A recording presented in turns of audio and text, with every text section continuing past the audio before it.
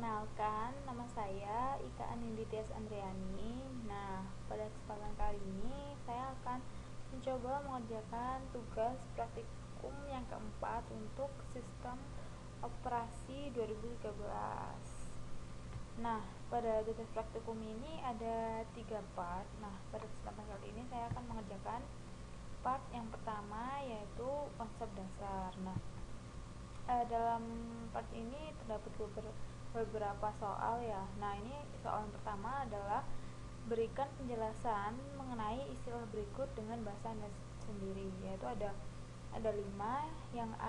Yang pertama adalah shell, yang kedua jenis-jenis shell, yang ketiga bash, lalu yang keempat kontrak, konsep kontrak, kontrak, manfaat serta cara kerja, dan berikan study case-nya. Nah, yang kelima adalah history. Nah, mari kita bahas yang pertama dulu, yaitu shell. Apa sih itu shell?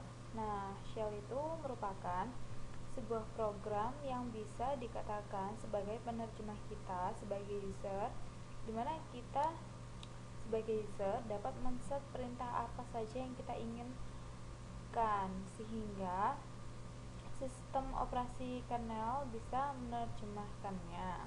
Nah, kita itu bisa menyusun beberapa kumpulan perintah yang kita inginkan, sehingga kita dapat menyimpan dan dapat kita eksekusikan sebagai program. Nah, itu merupakan definisi dari shell sendiri. Nah, shell itu terdiri dari beberapa jenis, ada 4 jenis. Nah, yang jenis yang pertama adalah bourne shell, atau biasa disingkat dengan bourne SH.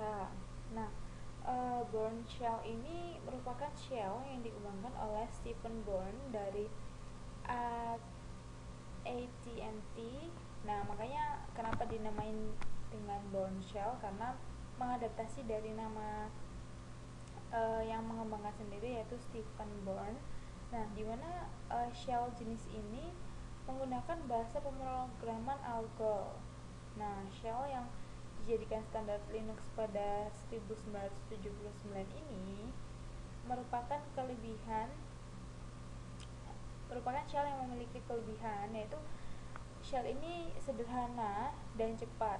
Tetapi pada shell ini masih tidak ada historinya serta tidak ada job controlnya, jadi masih sangat sederhana, tapi saat dieksekusi itu bisa cepat gitu jalannya. Nah, jenis shell yang kedua adalah C shell. Nah, C shell ini merupakan shell yang dikembangkan oleh Bill Joy, dimana dia menggunakan bahasa C untuk pemrogramannya itu sendiri. Nah, makanya kenapa dinamakan sebagai C shell, karena menggunakan bahasa pemrograman C.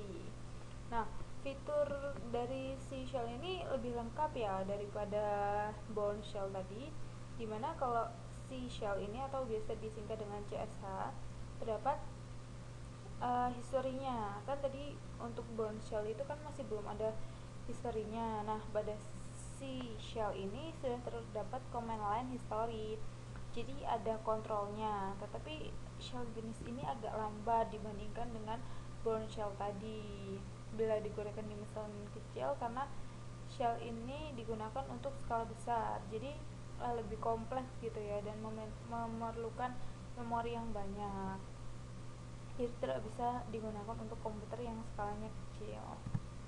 Nah, jenis shell yang ketiga adalah Korn shell, atau disingkat dengan KSH, merupakan pengembangan dari shell sebelumnya yang dilakukan oleh David Korn dari AT&T. Nah, ini sama juga ya, namanya diambil dari nama pengembangnya yaitu David Korn, makanya namanya adalah Korn shell.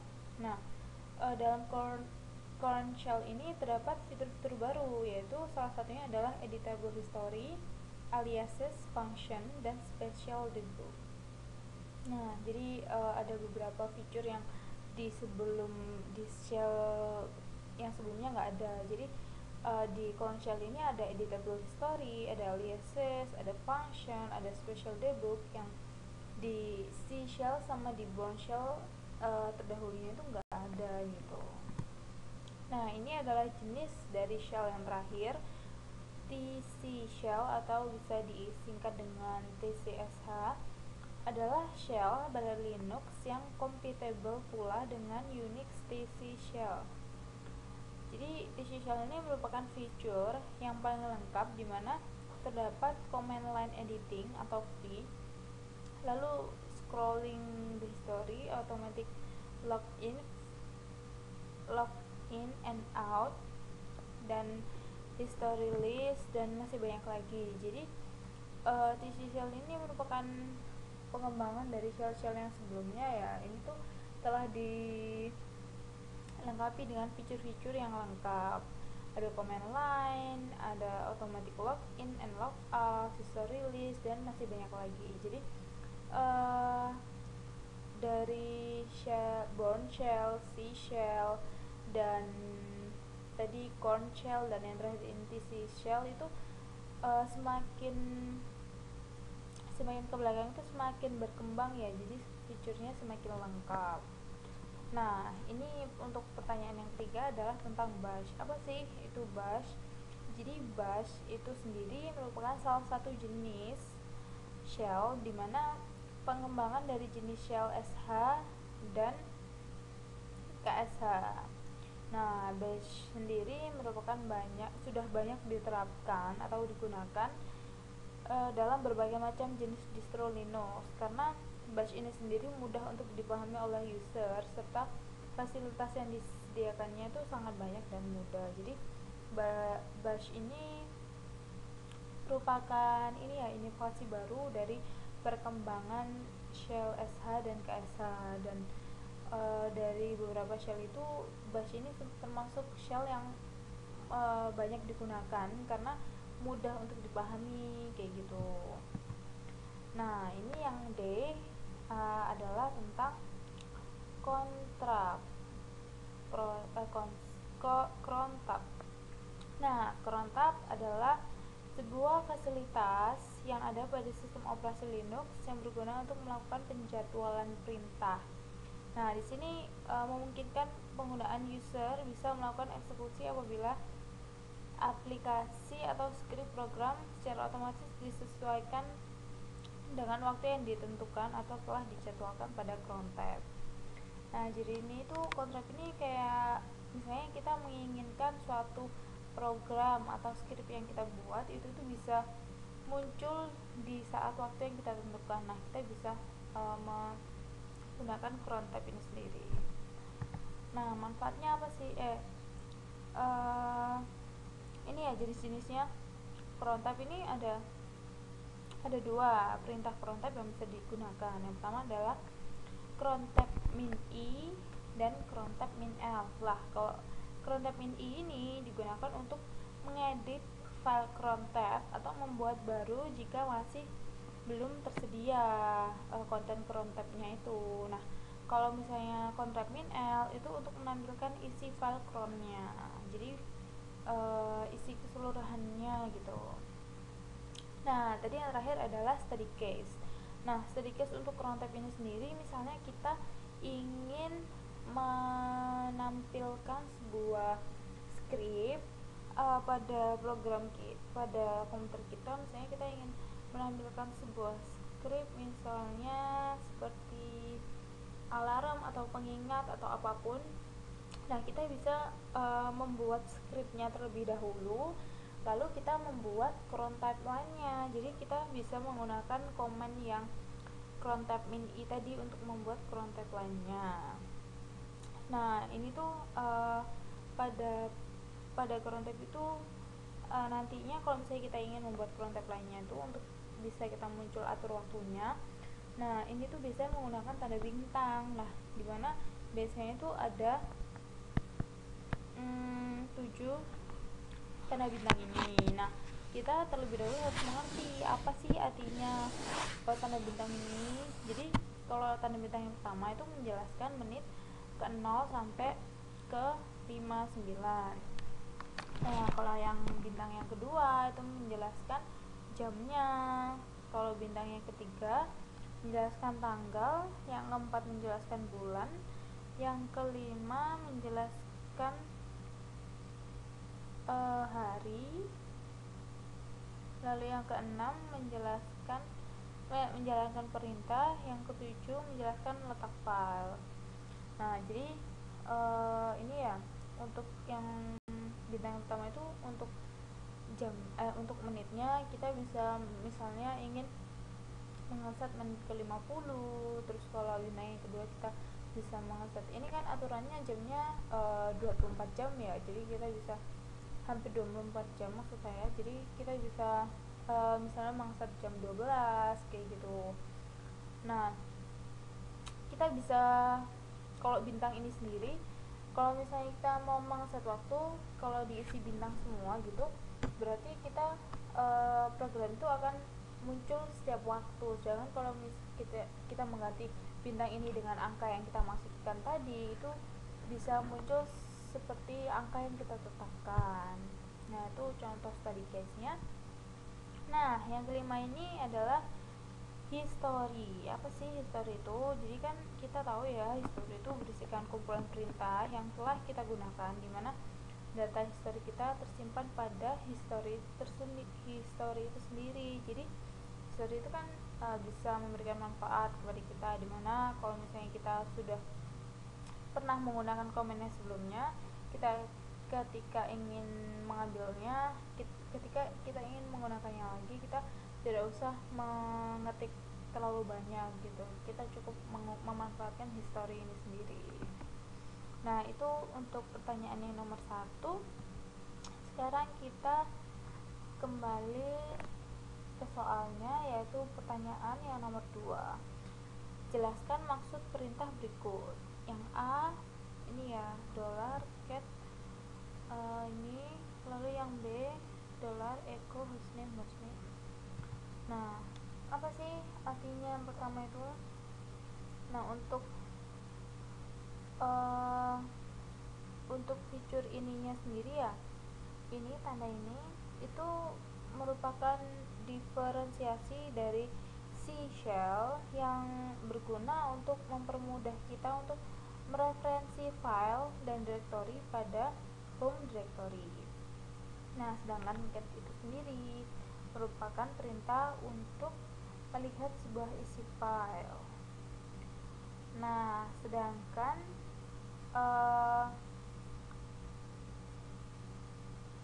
bash profile adalah file yang ingin kita buka gitu. Jadi penjelasannya untuk mengetahui dan menampilkan seluruh isi file yang ingin kita buka. Nah, ini untuk yang perintah selanjutnya,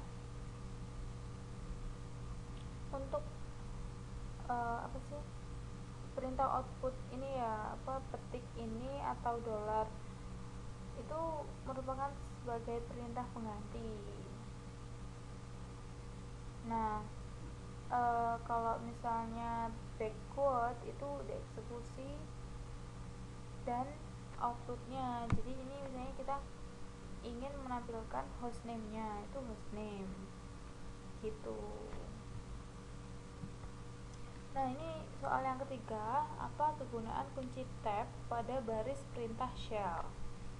Nah, apa sih kunci tab itu? Jadi kunci tab itu untuk menampilkan file dengan nama sebuah file yang unik. Jadi misalnya kita itu ingin menampilkan nama file ya, sedangkan nama file kita itu terlalu panjang atau terlalu unik gitu, jadi kita cuman perlu memanfaatkan kunci tab ini. Contoh ya, misalnya kita mengetikkan nih dollar ls bwl tab. Nah, maka jika terdapat file dengan awalan bwl, maka akan ditampilkan semua yang berawalan bwl. Tapi kalau salah satu tipe filenya itu mybwl.doc, maka layar akan tampil sebagai $ls mybwl.txt. Nah, kayak gitu. Jadi bisa intinya tuh dipermudah gitu kalau misalnya kita menggunakan kunci tab ini. Nah, kita lanjut ke soal yang keempat, yaitu ini ada A, B, C, D. Yang A itu jelaskan fungsi variabel dan kegunaannya, lalu jelaskan cara meminta input dari pengguna, lalu jelaskan fungsi-fungsi logika yang digunakan, AND, OR, dan lain-lain, dan jelaskan operator matematis yang dapat digunakan. Nah, mari kita bahas satu persatu.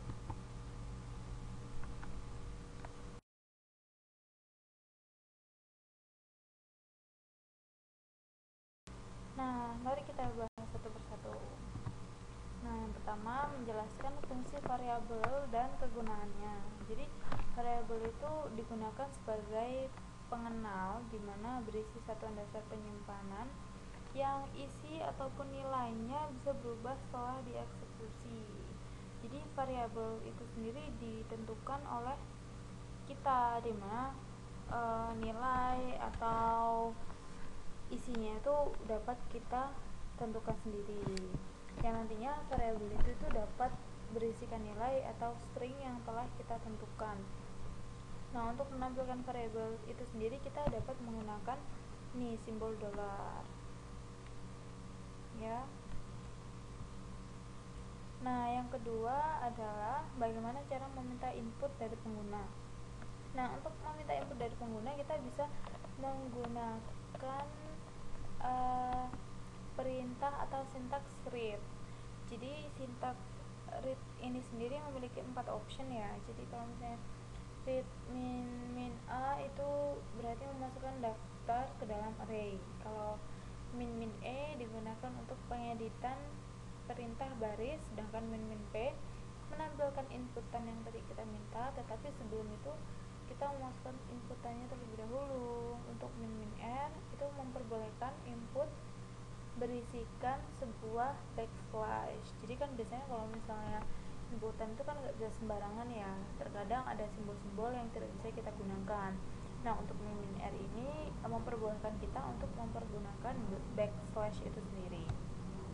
Nah, yang ketiga atau yang C, jelaskan fungsi-fungsi logika yang dapat digunakan. Nah, itu ada ini ya, and, terus OR, ada not juga. Nah, yang pertama yang and ini ekspresi dari logika and, dimana jika dikatakan ekspresi 1 dan ekspresi 2 dikatakan benar. Jadi and ini berguna kalau misalnya kedua ekspresi itu benar, sedangkan or itu ekspresi dari logika or, dimana tidak dua-duanya benar tetapi salah satu aja ekspresi yang benar. Sedangkan ini titik tanda seru ini merupakan ekspresi kebalikan atau not, dimana mengembalikan ekspresi benar jika ekspresi tidak benar. Jadi kayak mengubah nilai gitu ya. Kalau ekspresinya benar jadi tidak benar, kalau tidak benar jadi benar, kayak gitu. Nah, ini operator matematik yang dapat digunakan itu ada 4. Yang pertama plus, yaitu penjumlahan, min pengurangan, bintang perkalian, dan slash itu pembagian. Nah, ini ada lanjutan dari nomor 4 itu, yaitu soal yang E dan F. Yang E adalah jelaskan penggunaan variabel bertipe string dan numerik. Dan yang F adalah jelaskan penggunaan perulangan dan percabangan. Nah, yang pertama itu variabel string dan numerik ya. Kalau numerik itu sendiri itu variabel yang terdiri dari kumpulan huruf atau angka. Jadi ini ya, misalnya variabelnya namanya F, atau variabel katakannya hasil itu merupakan variabel. Terus misalnya variabel yang berisikan nilai C sama dengan 17, terus misalnya hasil 1 sama dengan 109, itu merupakan contoh dari variabel numerik. Nah, kalau variabel string itu sendiri apa sih gitu kan. Jadi kalau variabel string ini penyelesaiannya tuh terdiri dari kumpulan huruf dan angka yang diakhiri dengan tanda dolar. Contohnya F dolar gitu, nama dolar sama dengan petik Ani, hasil dolar sama dengan 10. Jadi kan perbedaannya yang string sama numerik tadi, yang numerik tidak perlu menggunakan akhiran dolar, sedangkan yang string ini perlu menggunakan akhiran dolar. Nah, yang selanjutnya soal yang F itu tentang percabangan dan perulangan. Jadi ini yang pertama adalah percabangan. Jadi konsep percabangan itu seperti biasa ya, menggunakan sintaks if else, then else if else. Jadi if misalnya if kondisi 1 then bla bla bla, else if kondisi 1 bla bla bla, else if kondisi min n bla bla bla, else bla bla bla, kayak gitu.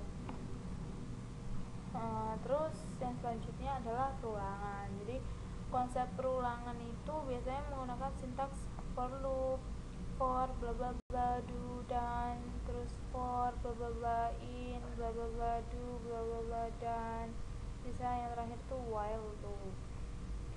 Nah, sekian part yang pertama sudah selesai. Sekarang kita lanjutkan part-part yang lainnya. Halo, kembali lagi dengan saya Ika Anindika Andriani. Pada kesempatan kali ini saya akan mengerjakan tugas praktikum yang keempat untuk part 2, yaitu tentang base scripting dasar. Nah, part 2 ini terdapat 2 soal. Nah, untuk soal yang pertama kita diminta untuk membuat program bash melalui menu berikut ini, yaitu menu sapaan. Nah, hal yang pertama kita lakukan seperti biasa adalah masuk ke dalam terminal dengan menekankan Ctrl Alt P. Nah, kita masuk ke dalam rootnya, sudo su, kita masukkan passwordnya. Nah, untuk membuat bash scripting awal ini kita perlu mengetikkan nano spasi namanya. Nama ini ya, nama yang akan kita buat. Untuk kali ini saya akan membuat dengan nama script lalu saya membatalkannya, saya mengganti dengan nama ini aja, bash sapaan, karena ini script untuk sapaan. Nah, ini dia yang telah saya buat tadi, yaitu saya menggunakan perintah printf untuk memasukkan nama, lalu read nama, printf memasukkan nrp, lalu read nrp. Lalu ini pilihan-pilihan yang dapat diakses, yaitu ada 14 pilihan. Yang pertama pindah directory desktop, yang kedua pindah dokumen, yang ketiga posisi Anda sekarang, yang keempat direktori baru, yang kelima membuat direktori baru, yang keenam mengganti nama direktori, yang ketujuh hapus direktori, yang kedelapan versi kernel, yang kesembilan hostname, yang kesepuluh membuat file text atau .txt, lalu yang ke-11 data akses, yang ke-12 waktu saat ini, yang ke-13 list, lalu yang ke-14 keluar.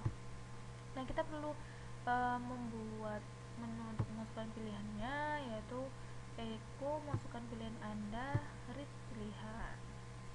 Nah, untuk yang selanjutnya saya belum membuatnya. Mari kita buat untuk menu selanjutnya. Nah, ini saya mencoba melanjutkan case kalau misalnya memilih angka 1 sampai 14. Nah, ini saya baru membuat 3. Yang pertama untuk ini tadi, yang pertama untuk desktop, lalu yang kedua dokumen, lalu yang ketiga posisi Anda sekarang. Nah, mari kita buat yang keempat. Yang keempat itu perintahnya adalah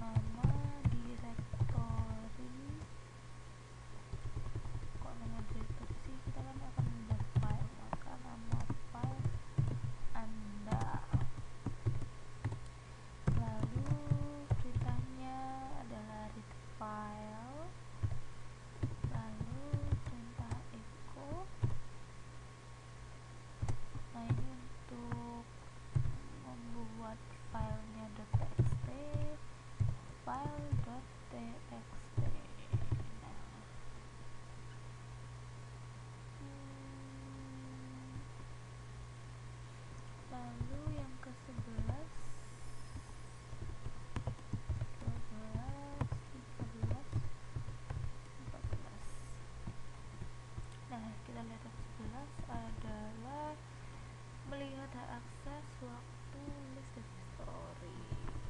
Nah, yang nomor 11 dulu, melihat hak akses, maka kita perlu mengetikkan UMI aja. Lalu untuk melihat waktu saat ini, maka kita perlu printf. Nah,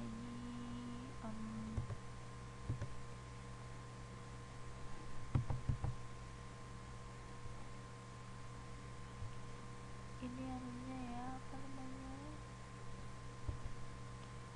untuk script untuk mengetahui waktu. Lalu kita ketikkan date, lalu printf lagi,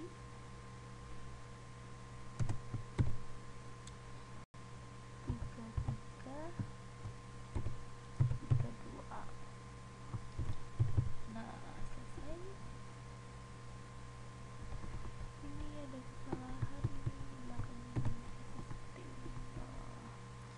Nah, yang ke-13 adalah history. Nah, yang menu ke-14 adalah keluar atau exit. Lalu kita perlu mengetikkan print f. Nah, 33 backslash 3, oh salah, no minute. Nah, seperti ini. Lalu exit, apa lagi yang kurang ya, oh ya, exit no. Nah, kita perlu menambahkan seperti ini, echo. Nah, karena ini pilihan yang kita sediakan hanya 14 pilihan, maka jika user atau siapapun yang menggunakannya memasukkan pilihan yang tidak ada dari nomor 1 sampai 14, maka kita harus memberikan batasan. Nah, untuk itu kita perlu membuat menu scriptnya, yaitu dengan ini kita mengetikkan pilihan yang Anda minta tidak tersedia. Nah, ini menunya.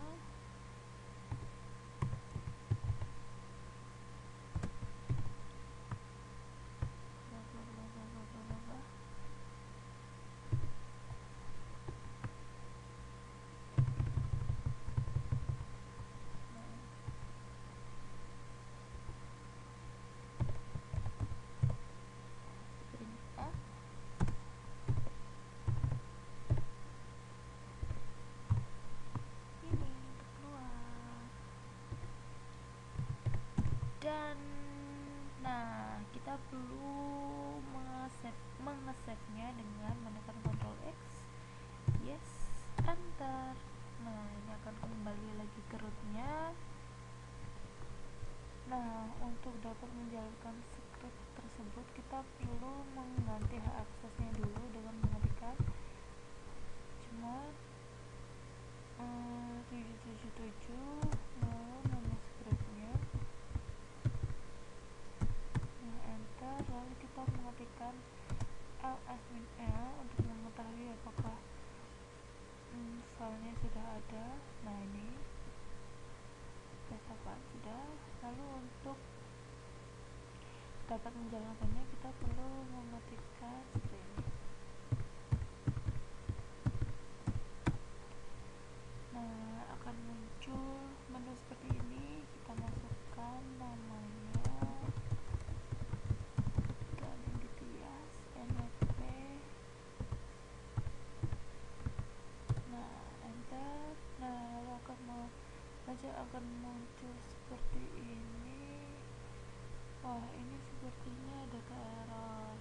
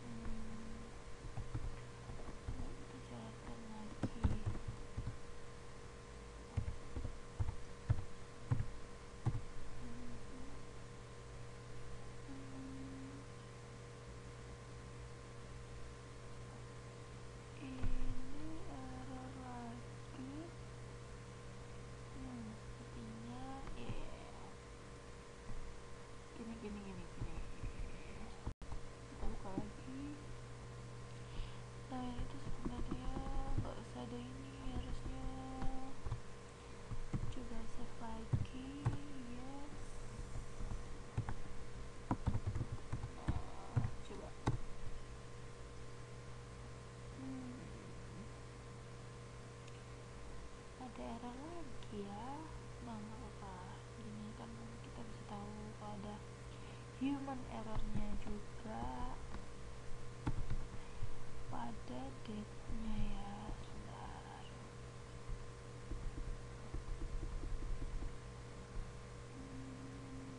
Mana date-nya, date. Ini ya. Harusnya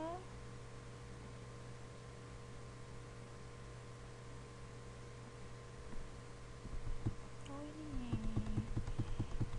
teman-teman tuh. Jadi bisa kita ketahui kalau misalnya ada salah sedikit aja ya, itu tuh bakalan udah langsung error gitu, nggak mau baca.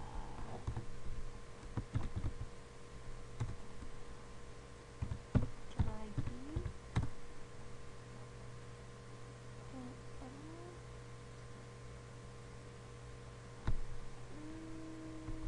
Di dekat line 61. Bentar.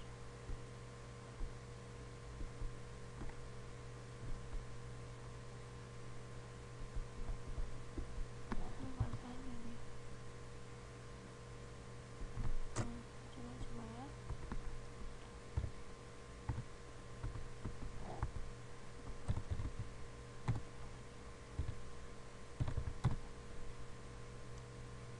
Ini kenapa ya errornya ya? Oh ya, ini harusnya ada tanda seperti ini. Nah, insyaallah benar.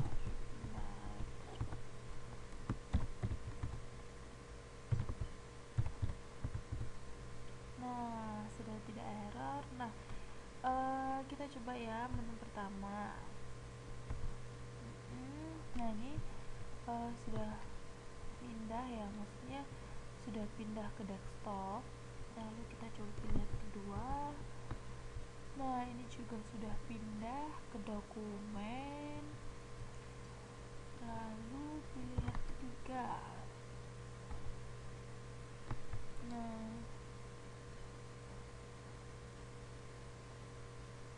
ini pilihan ketiga tadi apa ya?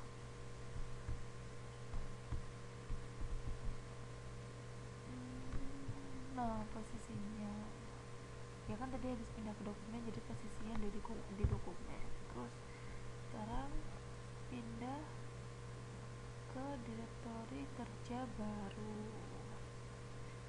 Nah, ini misalnya kita memilih, sebentar, kita lihat dulu. Oh, di dokumen ya.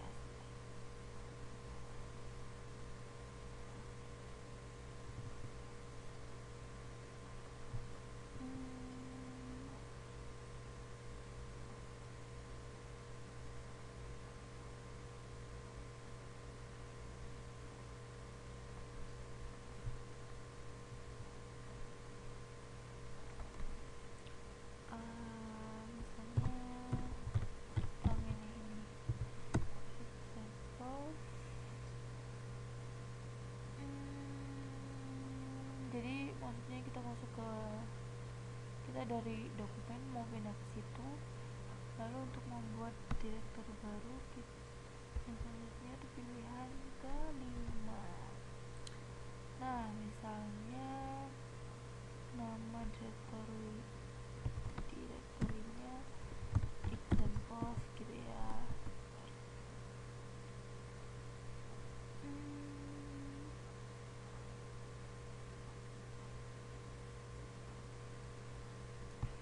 Ya pokoknya seperti itulah ya, kita mau merubah.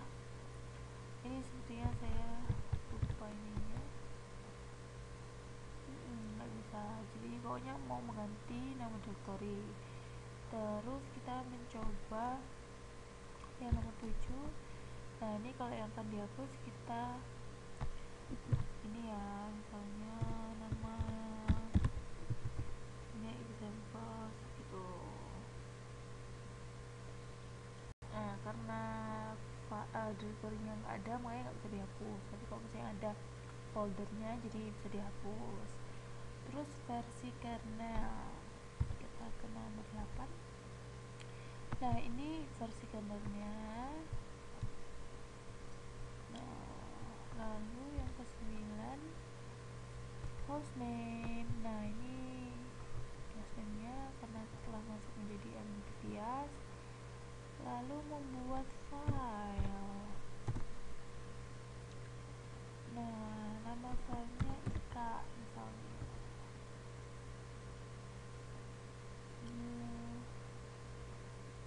Sudah, maka akan terbentuk file txt dengan nama Ika. Lalu melihat akses yang ke-11 sebagai root, karena tadi di awal saat membuat script ini kita telah masuk sebagai root. Lalu menu selanjutnya adalah melihat date-nya. Nah, ini dengan warna merah ya, ini udah date-nya, date saat ini, waktu saat ini atau waktu sekarang. Lalu selanjutnya adalah ke-13. Nah, ini listnya sudah ada tadi filenya ika.txt. Lalu yang terakhir kita bisa keluar.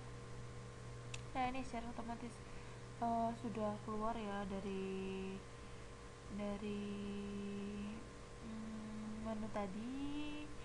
Nah, sekian untuk yang nomor 1.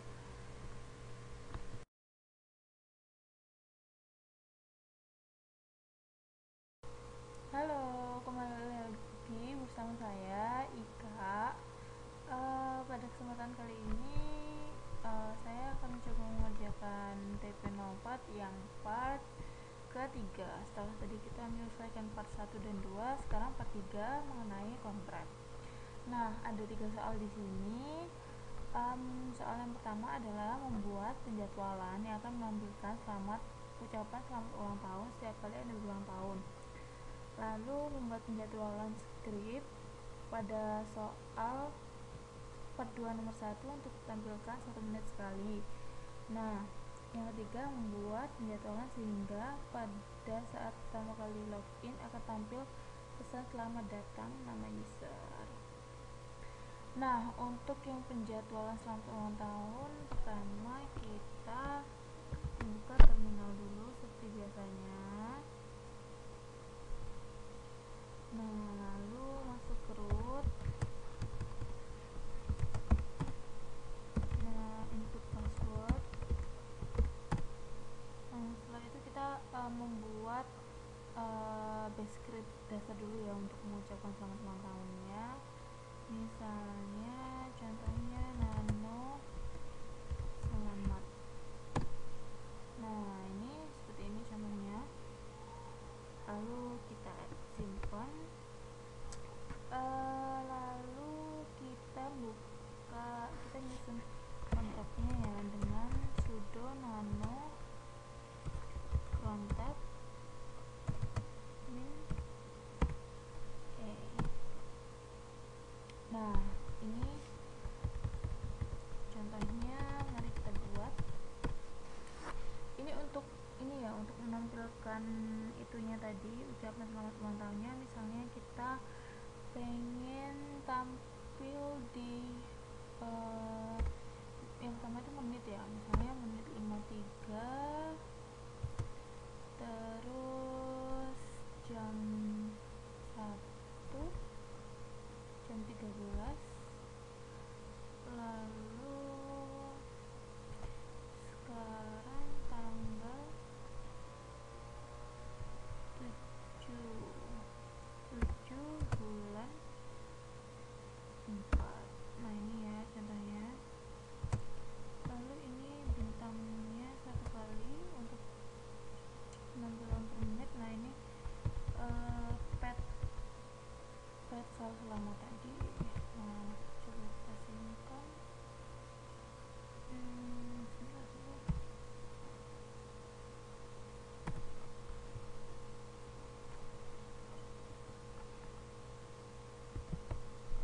Ini diganti aja, ganti 52 misalnya. Nah, ucapan ini tuh akan muncul sendiri ketika ketika dirasa memang waktu dan yang telah disetting dengan waktu yang sebenarnya itu sudah sama gitu. Jadi karena tadi kita sudah mengset waktu menit ke 52 pukul 1 PM atau 13. Nah sekarang nanti kita tunggu aja. Nah tadi maksudnya dari bintang 1 itu adalah itu tuh day of week-nya ya. Ya karena sekarang hari Minggu jadi bintangnya 1. Nah itu ya. Nah untuk yang selanjutnya adalah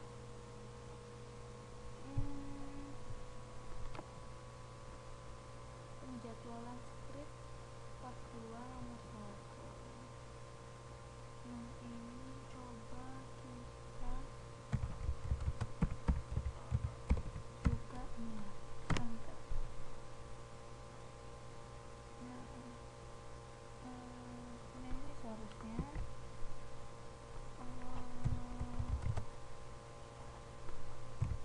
ini. Nah ini kan yang udah yang part 2 tadi kan.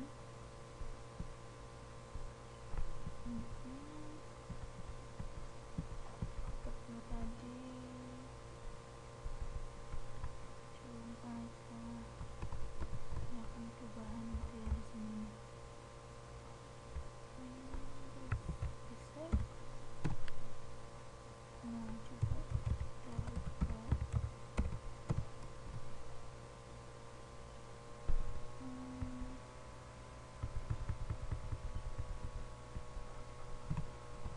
Jadi kalau misalnya kita mau membuat akan muncul 1 menit sekali, itu tuh kita perlu mengetikkan 1 lalu yang belakang-belakangnya itu bintang.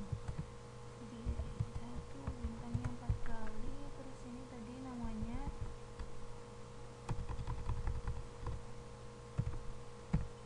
pesertaan. Ini caranya untuk menentukan tadi.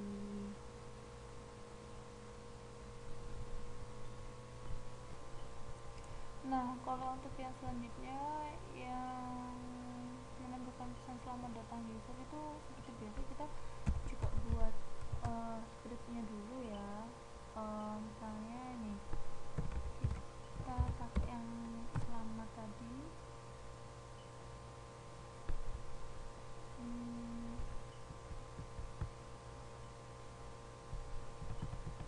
Ini ya,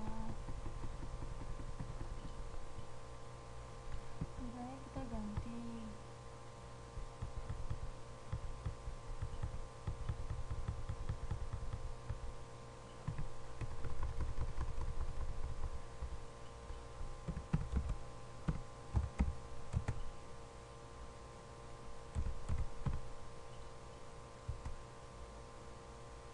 misalnya kayak gini ya. Misalnya tadi kita udah nyebutin nama, kita gini nyebutin nama dulu kan. Harusnya tuh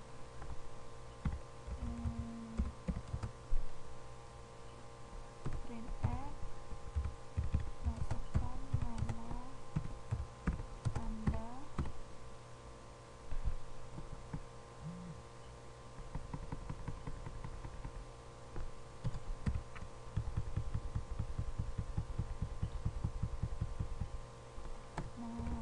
list nama, terus baru echo selamat datang nama. Nah ini misalnya untuk apa namanya script untuk yang nama tadi, terus misalnya di save yes gitu ya, enter. Nah ini untuk kontraknya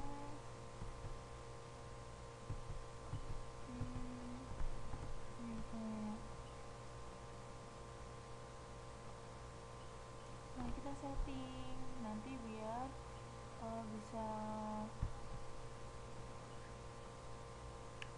apa namanya, bisa muncul setiap login. Nah, kalau misalnya setiap login itu berarti misalnya kita loginnya setiap hari sekali gitu ya, terus atau udah kapanpun lah kita login gitu kan, berarti kita bikin ini diganti bintang semua, terus di save.